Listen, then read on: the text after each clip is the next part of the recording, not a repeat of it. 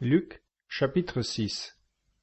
Un jour de sabbat, dit le second premier, comme Jésus traversait des champs de blé, ses disciples cueillaient des épis, et, les froissant dans leurs mains, les mangeaient. Quelques pharisiens leur dirent, « Pourquoi faites-vous ce qui n'est pas permis le jour du sabbat ?» Jésus leur répondit, « Vous n'avez donc pas lu ce que fit David lorsqu'il eut faim, lui et ceux qui l'accompagnaient, comment il entra dans la maison de Dieu et prit les pains de proposition, en mangea et en donna à ceux qui étaient avec lui, bien qu'il ne soit permis d'en manger qu'aux prêtres seuls.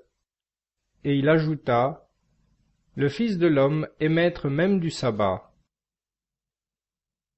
Un autre jour de sabbat, Jésus entra dans la synagogue et il enseignait.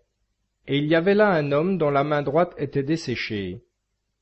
Or, les scribes et les pharisiens l'observaient pour voir s'il faisait des guérisons le jour du sabbat, afin d'avoir un prétexte pour l'accuser. Mais lui, pénétrant leurs pensées, dit à l'homme qui avait la main desséchée, « Lève-toi, et tiens-toi au milieu. » Et lui, s'étant levé, se tint debout. Alors Jésus leur dit, « Je vous le demande, est-il permis, le jour du sabbat, de faire du bien ou de faire du mal, de sauver la vie ou de l'ôter ?» Puis, promenant son regard sur eux tous, il dit à cet homme, « Étends ta main. » Il l'étendit, et sa main redevint saine. Mais eux, remplis de démence, se consultaient sur ce qu'ils feraient à Jésus. En ces jours-là, il se retira sur la montagne pour prier, et il passa toute la nuit à prier Dieu. Quand il fut jour, il appela ses disciples, et choisit 12 d'entre eux, qu'il nomma apôtres. Simon, auquel il donna le nom de Pierre, et André son frère, Jacques et Jean, Philippe et Barthélemy, Matthieu et Thomas, Jacques, fils d'Alphée, et Simon, appelé le Zélé, Jude, frère de Jacques, et Judas Iscariote, qui devint traître. Étant descendu avec eux, il s'arrêta sur un plateau, où se trouvait une foule de ses disciples et une grande multitude de peuple de toute la Judée, de Jérusalem et de toute la région maritime de Tyr et de Sidon. Ils étaient venus pour l'entendre et pour être guéris de leur maladie. Ceux qui étaient tourmentés par des esprits impurs étaient guéris. Et toute cette foule cherchait à le toucher, parce qu'il sortait de lui une vertu qui les guérissait tous. Alors, levant les yeux vers ses disciples, il leur dit, « Heureux, vous qui êtes pauvres, car le royaume des cieux est à vous. Heureux, vous qui avez faim maintenant, car vous serez rassasiés. Heureux, vous qui pleurez maintenant, car vous serez dans la joie. Heureux serez-vous lorsque les hommes vous haïront, vous repousseront de leur société, vous chargeront d'opprobre, et rejetteront votre nom comme infâme à cause du Fils de l'homme.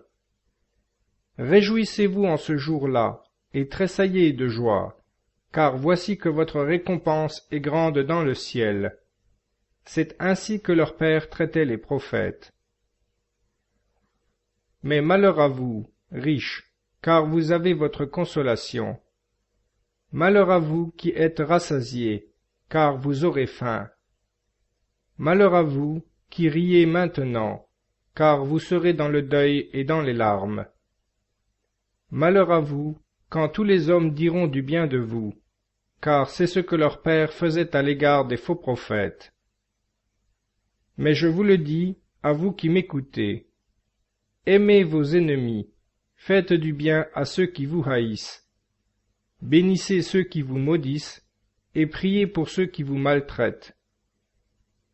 Si quelqu'un te frappe sur une joue, présente-lui encore l'autre, et si quelqu'un t'enlève ton manteau, ne l'empêche pas de prendre aussi ta tunique. Donne à quiconque te demande, et si l'on te ravit ton bien, ne le réclame point. Ce que vous voulez que les hommes fassent pour vous, faites-le pareillement pour eux.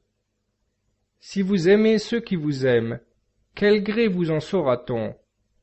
Les pécheurs aussi aiment ceux qui les aiment. Et si vous faites du bien à ceux qui vous font du bien, quel gré vous en saura-t-on? Les pécheurs aussi en font autant. Et si vous prêtez à ceux de qui vous espérez recevoir, quel gré vous en saura-t-on? Des pécheurs aussi prêtent à des pécheurs, afin qu'on leur rende l'équivalent. Pour vous, aimez vos ennemis, faites du bien, et prêtez sans rien espérer en retour, et votre récompense sera grande, et vous serez les fils du Très-Haut, qui est bon aux ingrats et aux méchants. Soyez donc miséricordieux, comme votre Père est miséricordieux. Ne jugez point, et vous ne serez point jugés. Ne condamnez point, et vous ne serez point condamnés. Remettez, et il vous sera remis. Donnez, et il vous sera donné. On versera dans votre sein une bonne mesure, pressée, secouée et débordante, car on se servira, pour vous rendre, de la même mesure avec laquelle vous aurez mesuré. Il leur fit encore cette comparaison. Un aveugle peut-il conduire un aveugle? Ne tomberont-ils pas tous les deux dans la fosse? Le disciple n'est pas au-dessus du maître, mais tout disciple, son instruction achevée, sera comme son maître. Pourquoi regardes-tu la paille qui est dans l'œil de ton frère, et ne remarques-tu pas la poutre qui est dans ton œil? Ou comment peux-tu dire à ton frère, « Mon frère, laisse-moi ôter cette paille de ton œil, toi qui ne vois pas la poutre qui est dans le tien. » Hypocrite, ôte d'abord la poutre de ton œil, et tu verras ensuite à ôter la paille qui est dans l'œil de ton frère. En effet, il n'y a pas de bon arbre qui porte de mauvais fruits, ni de mauvais arbre qui porte de bons fruits. Chaque arbre se reconnaît à son fruit. On ne cueille pas de figues sur les épines, on ne coupe pas de raisins sur les ronces. L'homme bon tire le bien du bon trésor de son cœur, et, de son mauvais trésor, l'homme méchant tire le mal, car la bouche parle de l'abondance du cœur. Pourquoi m'appelez-vous Seigneur, Seigneur, et ne faites-vous pas ce que je dis?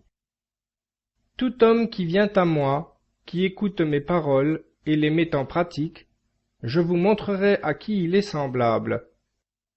Il est semblable à un homme qui, bâtissant une maison, a creusé bien avant, et en a posé les fondements sur le roc. Une inondation étant survenue, le torrent s'est jeté contre cette maison, et il n'a pu l'ébranler, parce qu'elle était fondée sur le roc. Mais celui qui écoute et ne met pas en pratique est semblable à un homme qui a bâti sa maison sur la terre, sans fondement. Le torrent est venu se heurter contre elle, et elle est tombée aussitôt, et grande a été la ruine de cette maison.